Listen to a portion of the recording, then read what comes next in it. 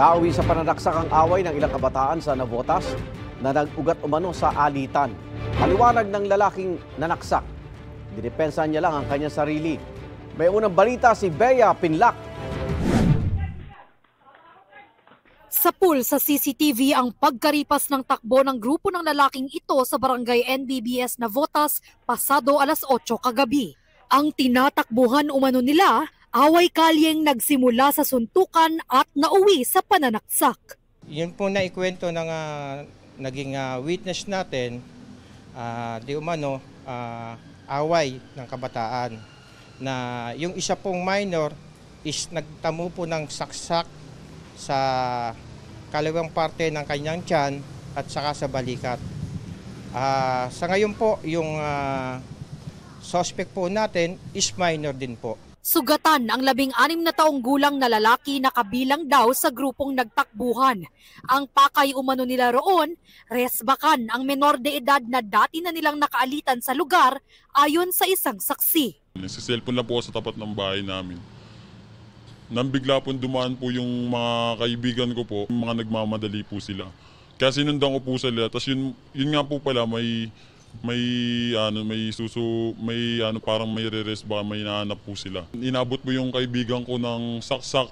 Una raw natapat sa isang lamay ang sagupaan nila kaya inawat at tinaboy sila roon. Inawat niya lang po kasi malapit na po dun sa pinagbuburulan ng papa niya. Ayun lang po yung concern niya para itaboy po yung mga nag-aaway. Suntukan pa lang po nung inaawat ko. Tapos pagdating po sa malayo, doon po sila nagsaksakan. Agad namang itinakbo sa ospital ang nasaksak na lalaki.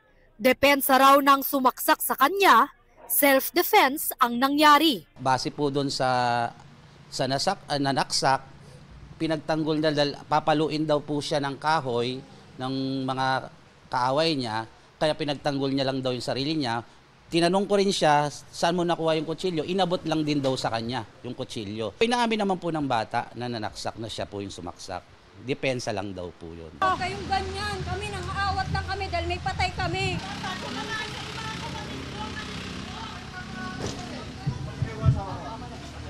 na tayong gulo rito. Sir, kaya nga po kami pumunta dito. Nagkagulo rin sa mismong Navotas Police Station nang magkasalubong ang kaanak ng nasaksak na lalaki at ang pamilya ng umawat sa alitan ng mga kabataan.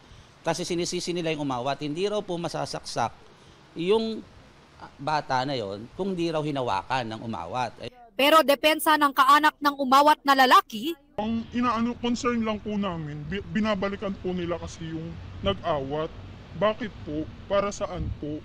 Nag-awat lang naman po kasi may patay po kami. Ang ending po, siya pa po yung napasama kasi inawat niya lang po. patuloy naman ang investigasyon ng pulisya sa insidente. Hawak na ng mga otoridad ang menor de edad na nanaksak. Ito ang unang balita, Bea Pinlac para sa GMA Integrated News.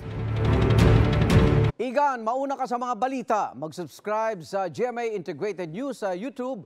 Sa mga kapuso abroad, subaybayan nyo kami sa GMA Pinoy TV at sa www.gmanews.tv.